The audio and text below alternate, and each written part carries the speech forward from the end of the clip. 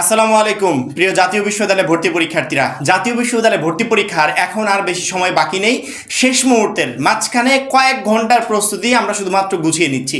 25 তারিখে সকাল থেকে আমাদের সেই ভর্তি পরীক্ষাটাই স্টার্ট হয়ে যাবে এবং এই ভর্তি পরীক্ষার ঠিক আগ মুহূর্তে একটা খবর কমন একটা নিউজ যেটা শিক্ষার্থীরা শোনার পর থেকে প্রচণ্ড পরিমাণে লাফালাফি করছে যে অনার্স ভর্তি পরীক্ষায় হয়তো বা পাশ না করলেও আমাকে জাতীয় বিশ্ববিদ্যালয় কর্তৃপক্ষ যে কোনো একটা কলেজ দিয়ে দিবে বা কোনো রকম পাশ করলেও আমি ভালো কলেজ পেয়ে যাব। সেই নিউজটা হচ্ছে জাতীয় বিশ্ববিদ্যালয় ভর্তি পরীক্ষায় আসন প্রতি একজন করে শিক্ষার্থী লড়বে। মাত্র 310 টাকায় যারা এখনো আমাদের জাতীয় বিশ্ববিদ্যালয় ভর্তি পরীক্ষার প্রস্তুতি কোর্সে যুক্ত হওয়া খুবই দ্রুত করো, কারণ কি একটা মাত্র কোর্সে তুমি সকল সাবজেক্টের সাজেশন পাবে, সকল গ্রুপের পিডিএফ আকারে, প্রত্যেকটা সাবজেক্টের প্রত্যেকটা চ্যাপ্টার অ্যানালাইসিস করা আলাদা আলাদা চ্যাপ্টার ওয়াইজ এমসিকিউ পাবে পিডিএফ আকারে। বিগত বছরগুলোর জাতীয় বিশ্ববিদ্যালয় ভর্তি পরীক্ষায় যে প্রশ্নগুলো আসছিল সেই টোটাল প্রশ্নগুলোর প্রশ্ন ব্যাংক পাবে পিডিএফ আকারে। পড়াশোনা রুটিন, ভর্তি পরীক্ষার গাইডলাইন শেষে ভর্তি পরীক্ষা পর্যন্ত ফুল সাপোর্ট পাবে এই একটা মাত্র কোর্সে। এই টোটাল বিষয়গুলো আমরা তোমাদেরকে দিচ্ছি একটা প্যাকেজ আকারে, যেই প্যাকেজের মূল্য মাত্র 310 টাকা। যারা এখনো কোর্সে যুক্ত হন, স্ক্রিনে যে নাম্বারটা দেখতে পাচ্ছ এই নাম্বারে 310 টাকা কোর্স ফি পাঠিয়ে এই নাম্বারে হোয়াটসঅ্যাপে আমাদেরকে জানাবে যে ভাই কোর্স ফি পাঠিয়েছি, সাথে সাথে তোমাকে গ্রুপে যুক্ত করে নিব। তখন থেকে তোমার ভর্তি পরীক্ষার প্রস্তুতি শুরু হয়ে যাবে। আমরা সাধারণত বিশ্ববিদ্যালয় ভর্তি পরীক্ষায় দেখি এক এক আসন প্রতি এই 10 জন, 15 জন, 20 জন, 30 জন, 40 জন, 50 জন, 70 জন, 100 জন এরকম পর্যন্ত শিক্ষার্থী লড়ে। তার ভিতর থেকে একজন শিক্ষার্থী সিট পায়। আর জাতীয় বিশ্ববিদ্যালয় ভর্তি পরীক্ষার্থীর প্রত্যেকের জন্য একটা করে সিট বরাদ্দ আছে। সেক্ষেত্রে তো কোনো টেনশনই নাই, পাস না করলেও সিট দিয়ে দিবে। আবার যদি কোনো রকম টেনে পাস করি তারপরে আমাকে একটা কলেজ দিয়ে দিবে। এই বিষয়টা প্রত্যেকের মাথার ভিতর ঢুকে গেছে, যেটা একটা ভর্তি পরীক্ষার্থীর জন্য প্রচণ্ড লেভেলের ক্ষতিকর। ছোট্ট একটা উদাহরণ দিব, এক উদাহরণে পুরো বিষয়টা ক্লিয়ার হয়ে যাবে। তুমি যেটা ভাবছো সেরকম যে কোনো কিছু না, সেটা তুমি বুঝতে পারবে। মনে করো আমি এই মুহূর্তে যেখানে আছি, আমার মনে করো কলিমোহর ইউনিয়ন, পাংশা থানার কলিমোহর ইউনিয়নে আমার বাসা। আমি কলিমোহর ইউনিয়নে আছি। তো সাধারণত কলিমোহর ইউনিয়নে যে সমস্ত শিক্ষার্থীরা জাতীয় বিশ্ববিদ্যালয়ে ভর্তি পরীক্ষা দিবে, এরা মনে করো কলিমোহরের একটা কলেজে ভর্তি হবে। কলিমোহরে যে কলেজটা আছে এই কলেজে কিন্তু বাইরে থেকে স্টুডেন্ট আসে না, যে পাংশার একজন স্টুডেন্ট এসে কলিমোহরে ভর্তি হবে, রাজবাড়ির একজন এসে কলিমোহরে ভর্তি হবে, এরকম হয় না। কলিমোহর কলেজ শুধুমাত্র কলিমোহরের যে স্টুডেন্ট আছে এদেরকেই বলে যে তোমরা আমাদের কলেজে ভর্তি হও।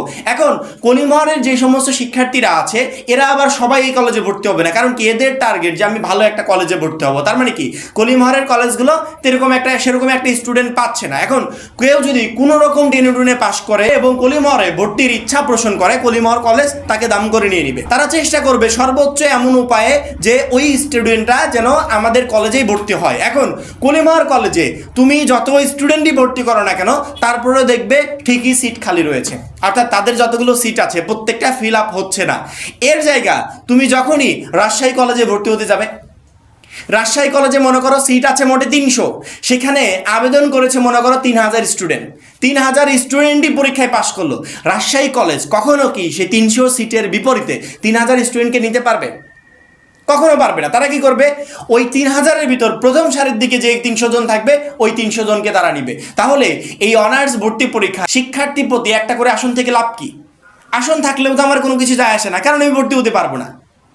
এই জায়গাটা আমরা সবচেয়ে বড় বোকামি করছি। কিরে, একটা আসনে একজন করে শিক্ষার্থী, আসন খালি আছে, প্রত্যেকের জন্য একটা করে খালি আছে, তাহলে আমাদের টেনশন কি?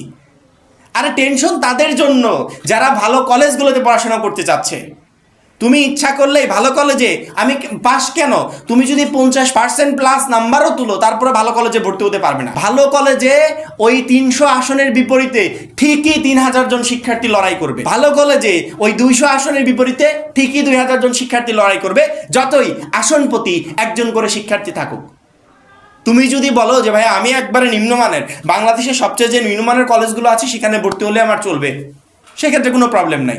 তোমার একজন শিক্ষার্থীর বিপরীতে ওই কলেজগুলোতে 5টা করে আসন বেঁচে থাকবে, তুমি ইজিলি ভর্তি হতে পারবে। কিন্তু যখনই তুমি বলবে যে না আমাকে একটা মোটামুটি ভালো পর্যায়ের কলেজে ভর্তি হতে হবে, তখন ওইখানে তোমাকে লড়াই করতে হবে। সেক্ষেত্রে যারা ভাবছি যে জাতীয় বিশ্ববিদ্যালয়ে আসন প্রতি একজন করে শিক্ষার্থী ইজিলি ভর্তি হতে পারবে, তারা প্রচণ্ড লেভেলের বোকামি করছে। ভর্তি হতে পারবে নিম্নমানের কলেজগুলোতে যেখানে কেউ ভর্তি হয় না। আর তুমি ভালো কলেজে ভর্তি হতে যাও, ওইখানে ঠিকই তোমাকে অন্যান্য ইউনিভার্সিটির মতো লড়াই করতে হবে।